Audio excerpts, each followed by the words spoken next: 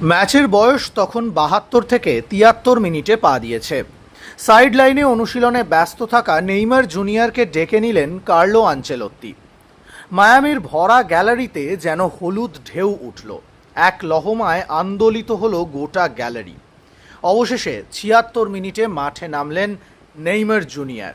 হাসি মুখে দলের তারকা ফুটবলারকে পথ করে দিলেন ম্যাথিয়াস কুনিয়া। মুখে এক অমলিন হাসি, চোখে চাপা উত্তেজনা আর বুক ভরা আবেগ।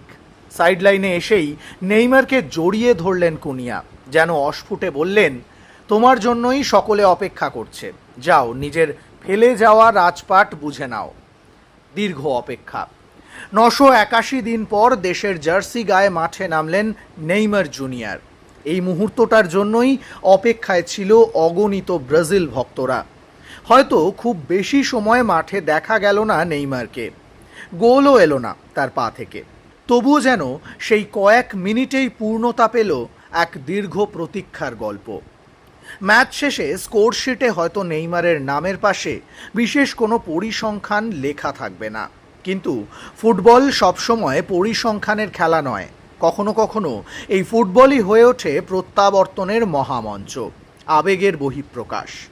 এদিন নেইমারের জন্য প্রত্যাবর্তনের মঞ্চটা তৈরি করে দিয়েছিলেন ভিনিসিয়াস জুনিয়র, ম্যাথিয়াস কুনিয়ারা।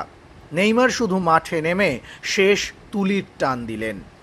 চোট, অস্ত্রোপচার, রিহ্যাব আর অসংখ্য প্রশ্নের মুখোমুখি হওয়ার পর এই প্রত্যাবর্তন ছিল শুধুই একজন ফুটবলারের মাঠে ফেরা নয়, এটা ছিল লড়াই জিতে ফিরে আসার একটা গল্প, যে গল্পে আছে হার না মানার জেদ, আছে নিজের স্বপ্নকে আঁকড়ে ধরে বেঁচে থাকার সাহস। মায়ামির গ্যালারিতে তখন সকলের চোখ যেন ১০ নম্বর জার্সিতে আটকে। ম্যাচ শেষে চোখের জল ফেললেন নেইমার। এই কান্না যন্ত্রণার নয়, এই কান্না প্রাপ্তির। কারণ মাঠে ফেরার জন্য দিনের পর দিন কঠোর পরিশ্রম করে গিয়েছেন তিনি। কঠিন সময় নিজের লক্ষ্যে অবিচল থেকেছেন, লড়াই করেছেন, হেরে গিয়েছেন কিন্তু ভেঙে পড়েননি, আবার উঠে দাঁড়িয়ে নতুন করে চলা শুরু করেছেন। তাই শেষ বাঁশি বাজার পর এই চোখের জল নেইমারের দুর্বলতা নয়, শুধুই আবেগ। স্কটল্যান্ডকে হারিয়ে চলতি বিশ্বকাপের নকআউটে জায়গা করে নিয়েছে ব্রাজিল। শেষ ৩২-এর লড়াইয়ে সম্ভবত জাপানের বিরুদ্ধে মাঠে নামবে সেলেকাওরা। আরও একটা অপেক্ষার প্রহর গোনা শুরু। এবার কি ৯০ মিনিট মাঠে দেখা যাবে নেইমারকে, নাকি কার্লো আনচেলত্তির মাথায় অন্য কোনো পরিকল্পনা ঘুরপাক খাচ্ছে?